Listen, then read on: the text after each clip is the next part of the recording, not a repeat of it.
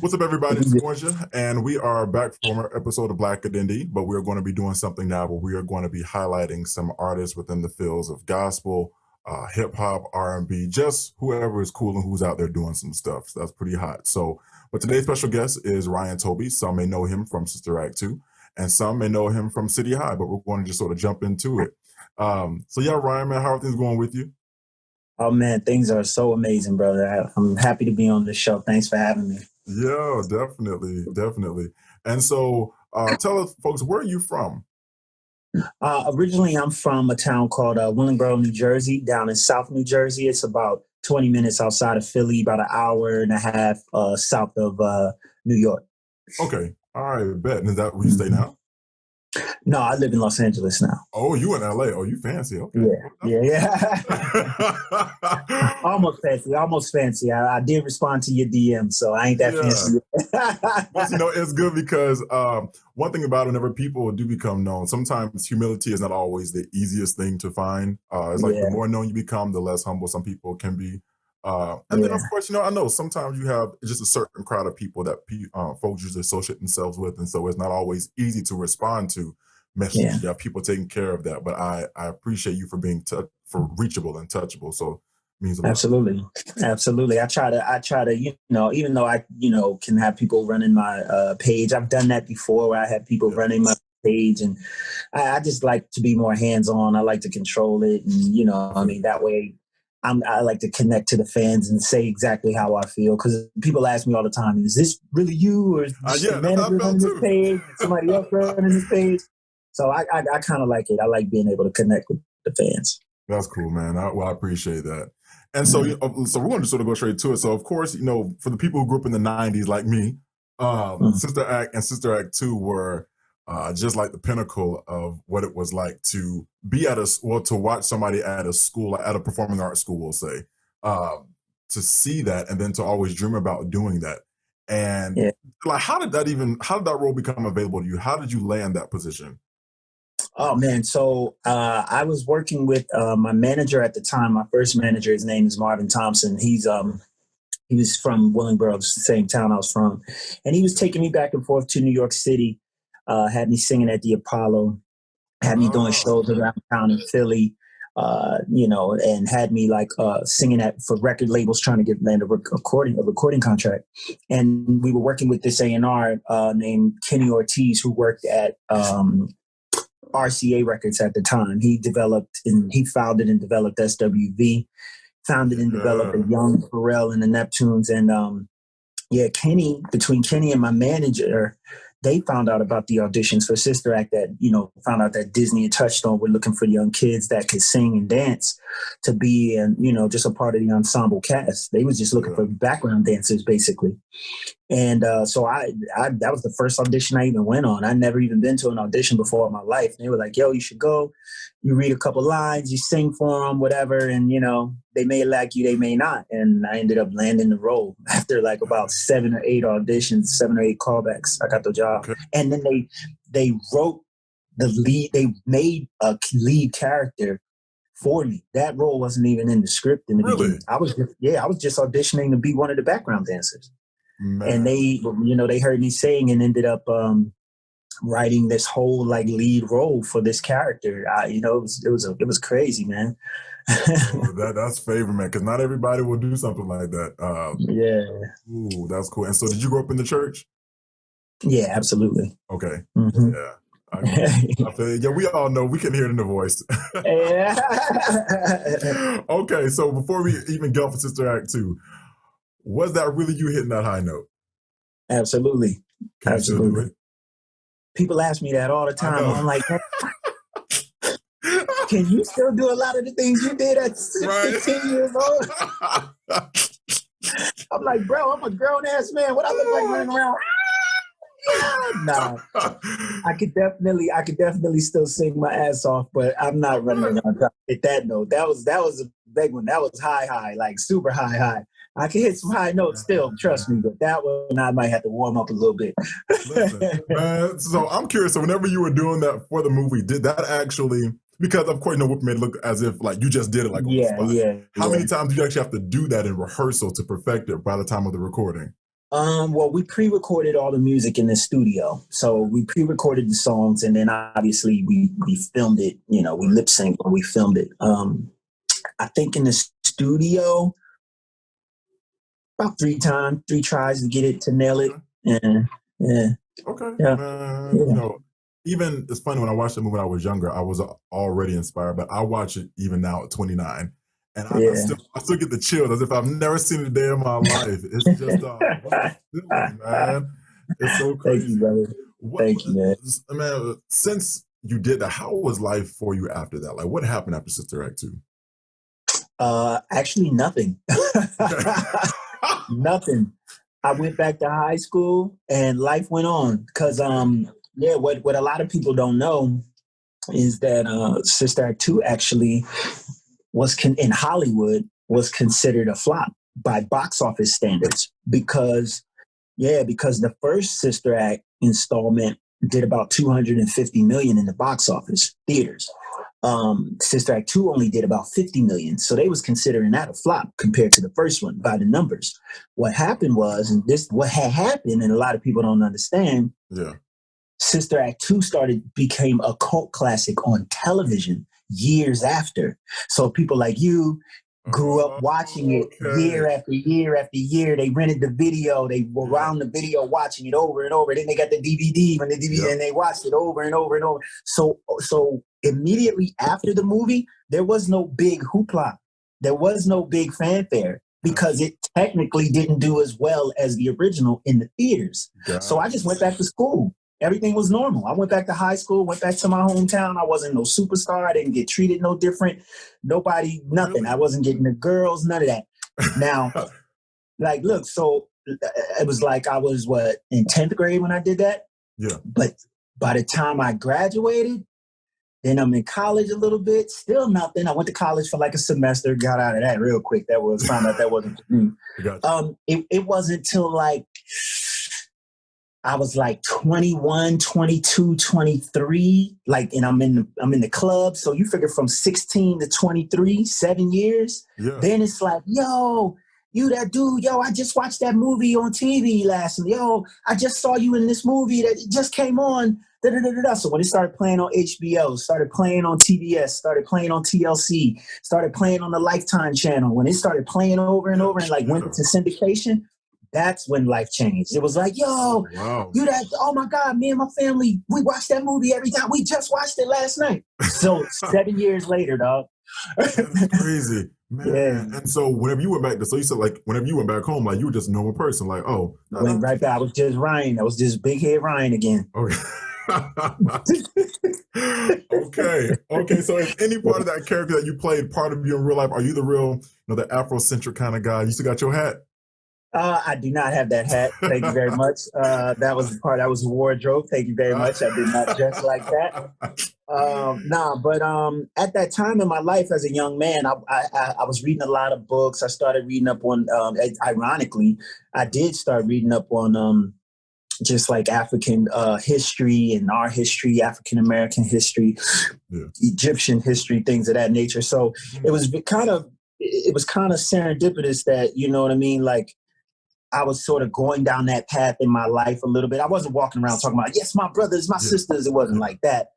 But I was definitely in a place in my life. I think the movie Malcolm X was out in theaters sort of maybe a year before that or something like that. So I was definitely aware my wokeness had started for sure. So when I got the role, it wasn't that hard to get into the role. I can say that. Okay. Yeah. That's cool, man. And so City High came how long after Sister Act? Sister Act is 93. City High, the genesis of City High was 99, 2000. Yeah, 99. Okay. And then City High didn't pop. The What Would You Do single came out on the Life soundtrack, starring Eddie Murphy and Martin Lawrence in 99, if I'm not mistaken. But the single didn't take off. We didn't even put the video out to 2001, 2 years later. Really?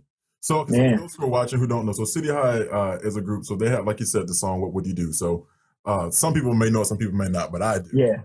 So how did City High even start? Who are these people? Like, yeah. So, the group City High consisted of myself, a guy named Robbie Parlow, and a girl named Claudette Ortiz, which are both they're both from Willingboro. So we're all from the same town. Okay.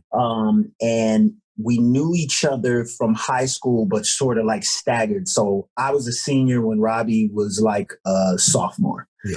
Then I graduated. Then Robbie was a senior when Claudette was like a freshman, sophomore. You see what I'm saying? Okay. Then he graduated. Like, so we knew each other, but you didn't hang out with the freshmen. You just know, you know what I mean? If you're a senior, you're like, oh yeah, I know that young boy. Like, I know Shorty. Like, you know what I mean?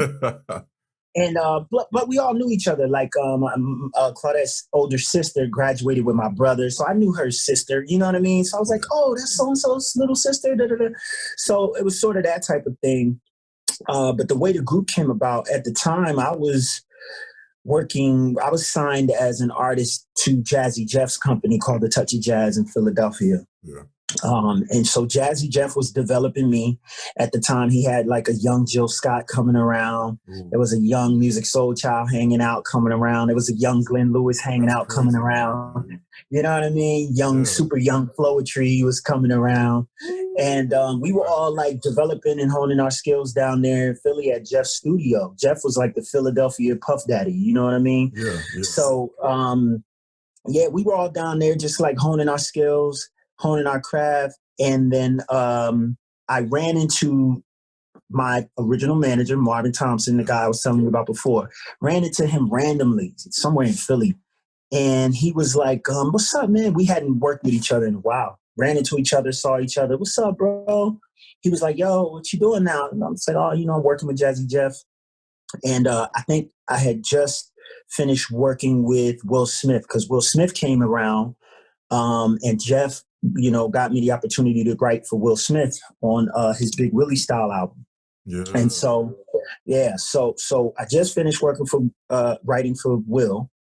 And ran into Marvin. And Marvin's like, what you doing? I'm like, oh, man, I'm working on my, trying to get a deal. I'm signed to Jeff, just finished working with Will, blah, blah, blah. He's like, oh, he said, I'm managing this kid named Robbie Parlow. He said, you went to school with him. I was like, yeah, I remember, homie, whatever. So he's like, yeah, he said, we got a deal with Wyclef Jean. Wyclef and his cousin, Jerry Wonder, got a new label on Interscope called Book of Basement. So he was like, yo, you should come write songs. You should write for this kid. This kid, he's going to be big. So I was like, oh yeah, I know the homie, whatever. So started writing songs for Robbie. He was a solo artist. I was just writing songs for him. Yeah. Now, one day we went to the studio to go see Wyclef. Now, mind you, I already knew Wyclef through Lauryn Hill from Sister Act 2. So I knew Wyclef for years. Clef knew me. Me and Clef used to battle rap. We battle rap one time in front of Lauren's crib at her baby shower. You know what I'm saying? Like, first of all, you just said not everybody can say. That is so like we in the street. I'm battling Wyclef, Pras, and John Forte, like by myself. Like, you know what I'm saying? Like just freestyling and rapping. So Clef knew exactly who I was. So when I walked in the studio that day, Clef goes crazy, like, yo, what's up? He's like, yo, you're the songwriter, you're the writer that's been writing these songs for my artist. I was like, yeah. He's like, yo, what's up, man? Say, like, you know what I'm saying? Yep. And then, so he was just like, yo, bro. He was working on Whitney Houston, My Love Is Your Love. He was working on that song that night. So we was chopping it up, vibing. He even got me. He was like, yo, go get on the mic, man. Give me some background harmonies. You know what I mean? Give me some ad-libs and some riffs. So he got me singing a lot of backgrounds on that My Love Is Your Love song. Are you serious? And I'm back. Yeah. If you gotta listen, I'm back there singing. So Clef was like, he was like, yo, like, what's going on with you right now? I'm like, told him my whole situation. I'm with Jazzy Jeff, just finished working with Will Smith, blah, blah, blah. He was like, well, look, man, we got a new situation over at Interscope. He was like, yo, maybe you should come rock with us. I'm like, what you mean? He was like, why don't you and Robbie, y'all got the ill-ass vibe, man. Y'all could be on some young Casey and JoJo type, vibe. He was like, yo, y'all should rock out together. I was like, really? And Robbie, he was like, man, I would love for you to be my partner. We could be a dope, sick-ass duo, blah, blah, blah, blah. And we talked about some things. Some time had passed. Yeah. We negotiated a deal. My deal with Jeff was just about up. I think my contract was up at that time. So I was at a crossroads in my life, and I chose to go with Wyclef. And so City High originally was just me and Robbie. We were the group. It was me and him. Claudette comes into the picture because as we started working on the album, we would have her come by the studio and like sing hooks and just do backgrounds and do features. Yeah. So that's why on the song "What Would You Do," she's just singing the chorus and me and Robbie are singing the verses, because City High was originally us, me and Robbie.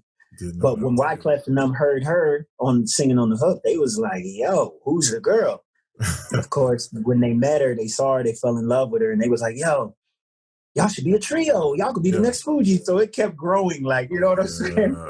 So, that's how City High came about, you know what I mean? And then we just kept her on the song for the What Would You Do song, and, released it sometime later, and the song took off. Man, that's beautiful, dude. And so since you've been, so even after City High, you've been doing some songwriting for some other artists, because I've been doing some research on some stuff. So who have you worked with? Because you have some music of your own, too, that I want you to talk about. Oh, man, I've worked with everyone from Darius Rucker from Hootie and the Blowfish, lead singer Hootie and the Blowfish. From Darius Rucker to Will Smith to Lionel Richie to Tyrese Genuine, LL Cool J, Mary J. Blige, Chris Brown, Justin Bieber, Usher, Faith Evans. Oh my gosh, the list goes on and on. Sunshine Anderson, A. Marie, Ruben Studdard. Jeez, yeah, it goes there. Man, that's pretty much everybody. And tell us about your project you got out, because I was checking it out too. Oh yeah, I released a series. I put out 10 albums in 10 weeks, bro. I was just on some like bored quarantine. Man. One of them. Okay. Oh no. Songs is called Songs for the Lockdown, bro. Volumes 1 through 10. I was dropping an album. I wanted to see if I could drop an album every Friday for 10 weeks in a row. And it was quarantine. There was nothing to do. We had time. I was like, yo, people are home on their phones streaming music. What better time to drop my own music? And I got plenty of music, and I'm always working on new music. So I just went for it, bro. And I put out volume 1, volume 2, volume 3. I wasn't planning on doing it. I just put out volume 1. Then when the next Friday came around, I was like, what if I just put out a whole nother album the next week? Just mess people's heads up. So I dropped volume 2. People was like, oh, this is fire. You go for number 3? I was like, you know what? Yeah, I will drop number 3. And I just kept it rolling, and I did that for 10 weeks straight. So yeah, Songs for the Lockdown, and it's streaming everywhere. You go anywhere you stream music, and just type in Ryan Toby, Songs for the Lockdown, and you'll see it, volumes 1 through 10. And it's funny, whenever you mention lockdown, all I can think of, in and out of lockdown. That's all I can think of. Man, that's crazy. And so then everybody knows, it's been on the news, it's been everywhere, about Sister Act 3. What you think about it?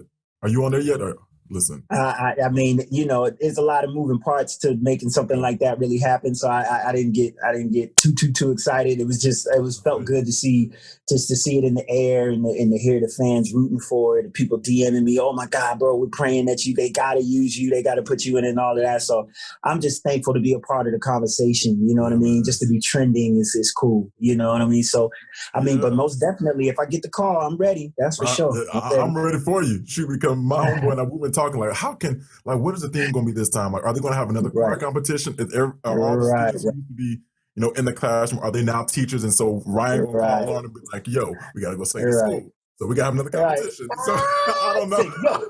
Right. School. God, that's funny.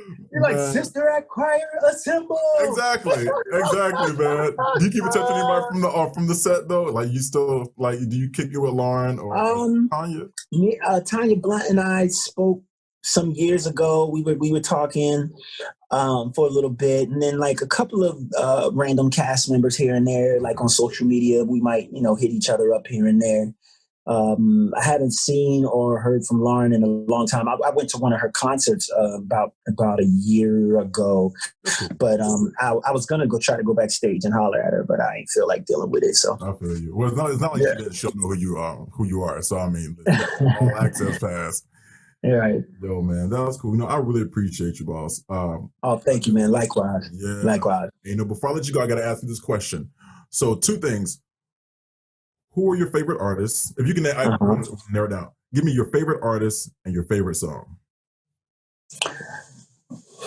Yeah, I know that's not always. Favorite is hard. I don't really have two. A favorite is hard when it comes to music. I would definitely have to say, most influential on me between Michael Jackson, just because of the sheer enormity of what he became. Yeah. And just feeling like, oh my God, you can even be larger than life like that. Michael affected my life like that. But as far musically, sonically, vocally, I would have to go with Prince. Prince affected my life as far as like, oh my God, how does he sing like that? Like, how does he sound like that? I want to sound like that. Yeah. So, and then I would have to say from like a writing standpoint and just like, just the other day, I was listening to Stevie Wonder. And I was listening to Stevie Wonder, Rocket Love, to be riding in your rocket, gave me a song. You tell me that it's cold, cold world. Like, I was like, oh my God, I was playing that song back to back just the other day. So those three are in my pantheon of artists, you know what I mean? And then of course you got your Donny Hathaways. I was waiting for Donny Hathaway. That's all. We good to go. Yeah. And then pretty much, I grew up in the 80s, so anything hip hop, like all things rap music, I love. Okay. And that affected my life too, because I could rap my ass off. So if you battling with Wyclef, then of course you can, man. Shoot, that's crazy.